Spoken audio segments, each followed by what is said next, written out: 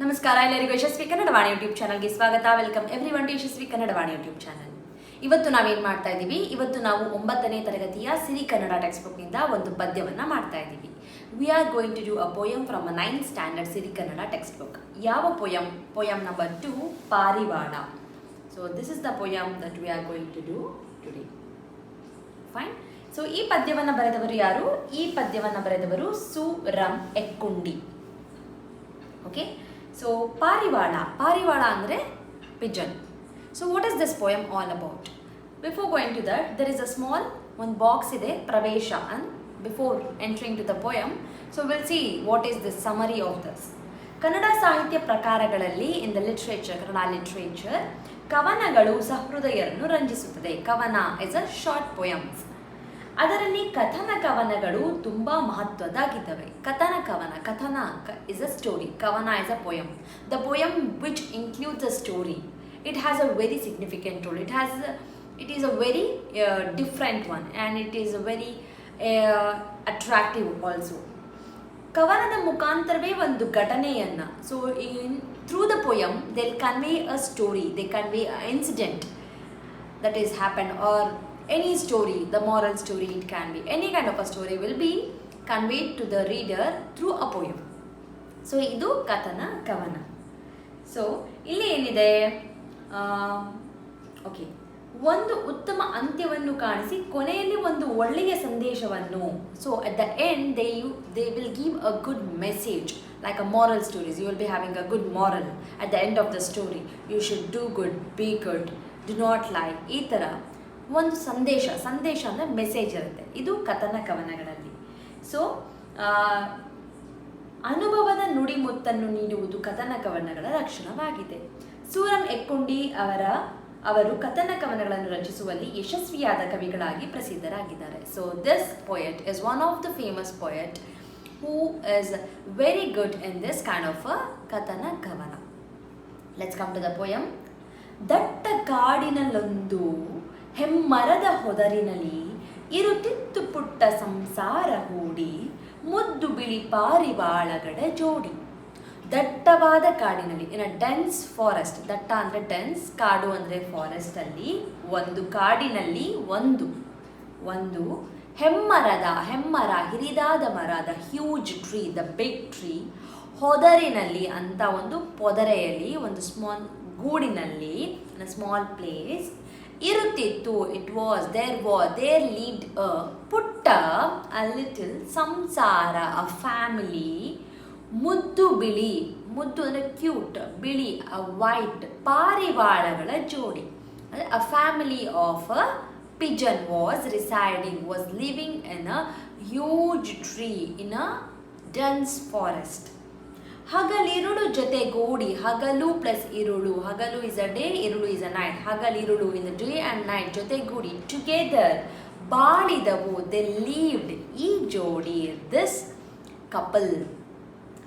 ಎಂದಿಗೂ ಅಂದರೆ ಅಗಲಿರುವುದು ಅಂದರೆ ಬಿಟ್ಟಿರೋದು. They never use to live apart, they will use to be always together. ಒಂದನೊಂದು ಹಿಗ್ಗು ತುಂಬಿತು ಹೊದರಿನಲ್ಲಿ ಬಂದು. So the never use to live apart, ಯಾವಾಗಲೂ ಒಟ್ಟಿಗೆ ಅವರ ಗೂಡಿನಲ್ಲಿ ಇರ್ತಾ ಇದ್ರು. They use to live together. ಇಟ್ಟ ಮೊಟ್ಟೆಯನ್ನೊಡೆದು, ಸೊ ಒನ್ ಡೇ ಎಗ್ ಇಡುತ್ತೆ. ಮೊಟ್ಟೆ ಅಂದರೆ ಎಗ್, ಇಟ್ ಲೇಡ್ ಎಗ್. ಹಿಗ್ಗಿತಿವುಗಳ ಪ್ರೀತಿ, the preeti is a love. ಹಿಗ್ಗಿತು, it doubled, it increase, the love increased. ಮುದ್ದು ಮರಿಗಳ, the cute baby, mari is a baby. ಮಧುರ ಸದ್ದು ಕೇಳಿ, ಮಧುರ ಇಸ್ ಅ ಇಂಪಾದ, melodious, saddu is a sound or a voice. ಅದನ್ನು ಕೇಳಿ they use to be very happy. ದಿನ ಕಳೆದವು ಆನಂದದಿಂದ. ದೇ ಏನಂತಾರೆ, the entire day they pass their days only with this kind of a happiness, listening to their baby voices, listening to their baby, looking at their babies. They just enjoyed their days. ಬೇಡನೊಬ್ಬನು ಬಂದು, ಬೇಡ is a hunter ಒಬ್ಬ ಬರ್ತಾನೆ. ಬಲೆಯ ಹರಡಿದನೊಮ್ಮೆ, ಬಲೆಯನ್ನು ಹರಡ್ತಾನೆ. Bale is a net, he had just threw this net. ಪುಟ್ಟ ಮರಿಗಳು ಹಾರಿ ಸಿಲುಕಿ ಸೆರೆಗೆ. ಏನಾಯಿತು? ಪುಟ್ಟ ಮರಿಗಳು, these babies, they were caught in the net. ಚೀತ್ಕರಿಸಿ ತೊಡಗಿದವು ಬರಲು ಹೊರಗೆ. ಚೀತ್ಕರಿಸಲು, they are shouting, they want to come outside, they are struck in the net now. ಚೀತ್ಕರಿಸ್ತಾ ಇದೆ, ಕಿರ್ಚಾಡ್ತಾ ಇದೆ. It is shouting, screaming. ಕಂಡು ಪಾರಿವಾಳಗಳ ಪಾಡು, ತಾಯಿ ಧುಮುಕಿತು ಬಲೆಗೆ. ಇದನ್ನು ನೋಡಿ ತಾಯಿ ಅಂದರೆ mother, what happen to the mother? She felt very scared. She went inside the net. ಹೆಂಡತಿಯ ನಗಲಿರದ ಗಂಡು ಹಕ್ಕಿ. Now the hendati has gone, the wife is there. Now the husband, he cannot live without her. ಅವನು ಒಳಗೆ ಬಂದಿತು ಬಳಿಗೆ ಬಿಕ್ಕಿ ಬಿಕ್ಕಿ. Even that will also come inside the net. It wanted to rescue, but it don't know how to rescue. It came inside the net. ಕುರುಡು ವಾತ್ಸಲ್ಯದಿ ಕಳೆದುಕೊಂಡು ವಿವೇಕ. ಕುರುಡು ವಾತ್ಸಲ್ಯ. ಕುರುಡು is a blind. With a blind love, blind care, instead of taking care of a baby, instead of helping the baby, instead of rescuing the baby, the mother and the father, even they are caught in the net.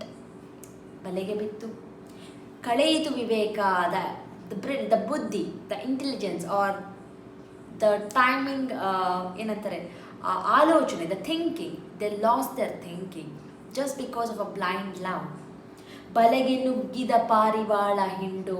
The whole family were now there inside the net. ಹಾಸಿದ ಬೇಡನು ನಡೆದ ಹೊತ್ತುಕೊಂಡು. ಬೇಡ is hungry. ಹಾಸಿದ ಬೇಡ is the hungry hunter. For him it is a joy. He wanted one, he got the family. He took the complete entire, the birds with him to his home. ಮೋಹ ಮುಸುಕಿದ ಬುದ್ಧಿ ಸರ್ವನಾಶದ ಸಿದ್ಧಿ. So what happens in a hurry-burry, in some kind of emergencies, our intelligence, our thinking ability won't work. All of a sudden we tend to make a mistake. So do not rush when you want to take any kind of a decision, or in angry or in kind of emotions. Do not rush for any decision. Wait, make your mind calm, think, then take a decision. For example, you are writing an exam and you don't know, your timing is ticking up, and last you have another 10 minutes. But remember, you have a 10 more minutes. It's not only 10 minutes, it's a 10 more minutes. Tell to your mind that you have 10 more minutes.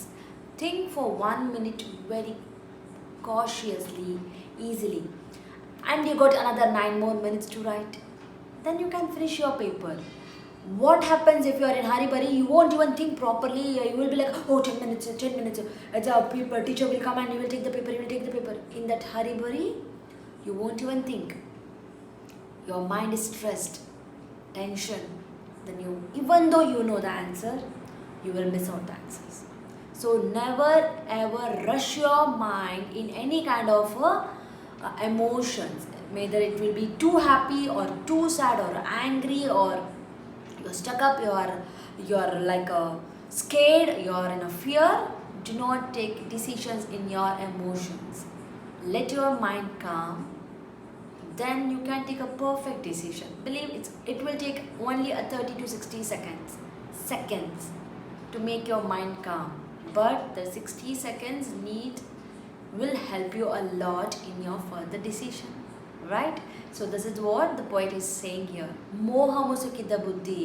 Moha musukide. Your mind is clogged. It's completely, it's like a fog. Musukida, fog ide. It's low.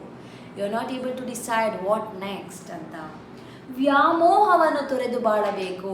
Leave this kind of emotions and learn to live without emotions. Then you will reach your goal very easily without having any. If you have lost this match, then fine, no problem. You can win the next one. But you should not take a wrong decisions. If you have not got the full marks this time, that's fine, no problem. You can try for next time. There is always a time. But there is only one life, remember. The life is more precious. It's more worthy than anything. The one life that God has given to us, you should use it in a wise way. You should never harm in any kind of a way. ಏನು ಬಂದರೂ ಕೂಡ ತಾಳಬೇಕು. Whatever the phase you undergo, you should have patience and you should have that braveness, the boldness to overcome that kind of fear, overcome that situation. Okay, that is what the poet is saying here. Okay, so wonderful poem with a wonderful message. I really love this poem. I really like this poem. I'll start madana matte. Follow the lines. If you can read with me. ದಟ್ಟ ಕಾಡಿನಲ್ಲೊಂದು ಹೆಮ್ಮರದ ಹೊದರಿನಲ್ಲಿ ಇರುತ್ತಿತ್ತು ಪುಟ್ಟ ಸಂಸಾರ ಹೂಡಿ, ಮುದ್ದು ಬಿಳಿ ಪಾರಿವಾಳಗಳ ಜೋಡಿ. ಹಗಲಿರುಳು ಜೊತೆಗೂಡಿ ಬಾಳಿದವು ಈ ಜೋಡಿ, ಎಂದಿಗೂ ಅಗಲಿರವು ಒಂದನೊಂದು, ಹಿಗ್ಗು ತುಂಬಿತು ಹೊದರಿನಲ್ಲಿ ಬಂದು. ಇಟ್ಟ ಮೊಟ್ಟೆಯನ್ನೊಡೆದು ಹಿಗ್ಗಿತಿವುಗಳ ಪ್ರೀತಿ, ಮುದ್ದು ಮರಿಗಳ ಮಧುರ ಸದ್ದು ಕೇಳಿ, ದಿನ ಕಳೆದವಾನಂದದಿಂದ ಬಾಳಿ. ಬೇಡನೊಬ್ಬನು ಬಂದ ಬಲೆಯ ಹರಡಿದನೊಮ್ಮೆ, ಪುಟ್ಟ ಮರಿಗಳು ಹಾರಿ ಸಿಲುಕಿ ಸೆರೆಗೆ, ಚೀಕ್ಕರಿಸಿ ತೊಡಗಿದವು ಬರಲು ಹೊರಗೆ. ಕಂಡು ಪಾರಿವಾಳಗಳ ಪಾಡು ತಾಯಿ ಧುಮುಕಿತು ಬಲೆಗೆ, ಹೆಂಡತಿಯ ನಗಲಿರದ ಗಂಡು ಹಕ್ಕಿ ಒಳಗೆ ಬಂದಿತು ಬಳಿಗೆ ಬೆಕ್ಕಿ ಬಿಕ್ಕಿ. ಕುರುಡು ವಾತ್ಸಲ್ಯದಿ ಕಳೆದುಕೊಂಡು ವಿವೇಕ, ಬಲೆಗೆ ನುಗ್ಗಿದ ಪಾರಿವಾಳಗಳ ಹಿಂಡು, ಹಸಿದ ಬೇಡನು ನಡೆದ ಹೊತ್ತುಕೊಂಡು. ಮೋಹ ಮುಸುಕಿದ ಬುದ್ಧಿ ಸರ್ವನಾಶದ ಸಿದ್ಧಿ, ವ್ಯಾಮೋಹವನ್ನು ತೊರೆದು ಬಾಳಬೇಕು, ಏನು ಬಂದರೂ ಕೂಡ ತಾಳಬೇಕು. ಈ ಪದ್ಯವನ್ನು ಬರೆದವರು Su Ram Ekkundi. So there is about Suram Ekkundi, Subbanna Ranganna Ekkundi. ಇವರು ಹುಟ್ಟಿದ್ದು ಹಾವೇರಿ ಜಿಲ್ಲೆಯ ರಾಣಿಬೆನ್ನೂರಿನಲ್ಲಿ. You have a complete the poet information. Please go through the information and also you have the information ಎಲ್ಲಿಂದ ಸಮಗ್ರ ಕಥನ ಕವನಗಳು ಇದರಿಂದ ಆಯ್ದುಕೊಂಡಿದ್ದಾರೆ, from where this poem is selected, which is very important. Please do know that. And this is one of the kathana kavana, the story based poem. Okay, so ಇದನ್ನು ನೆನ್ಪಿಟ್ಕೊಳ್ಳಿ. So this is all about the poem with a very good message. Practice ಮಾಡಿ, share this with your friends and apply this message in your life, which is very very important.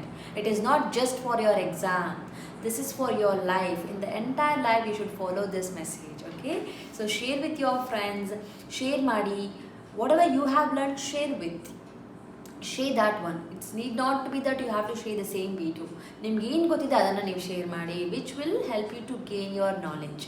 Okay, so I'll meet you all with one more lesson very soon. Until then, keep your practice. ನಿಮ್ಗೆ ಏನಾದರೂ doubt ಇದ್ದರೆ message ಮಾಡಿ, I mean comment ಸೆಕ್ಷನಲ್ಲಿ comment ಮಾಡಿ, or ನನಗೆ email ಮಾಡ್ಬೋದು ನೀವು. You can even write a email, or whichever the words you find difficult, write down those words, take a picture and send a email to me so that I can give you the meaning for that. And I won't be doing any kind of exercises that you already know, that you have to work on your question answers and ಸಂದರ್ಭ ಸಹಿತ ವಿವರಿಸಿ, ಬಿಟ್ಟ ಸ್ಥಳ ತುಂಬಿರಿ, ಅದೆಲ್ಲ ನೀವೇ ಮಾಡಬೇಕು. I am not going to help in that because I will be explaining the complete poem in a very easy way so that you can understand that. ನಿಮಗೆ doubt ಇದ್ದರೆ ಅಂಡರ್ಸ್ಟ್ಯಾಂಡಿಂಗಲ್ಲಿ you can just let me no.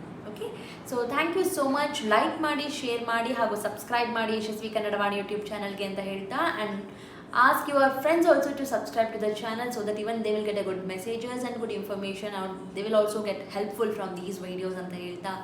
Thank you so much. I'll meet you all with one more video. Until then, ಧನ್ಯವಾದ.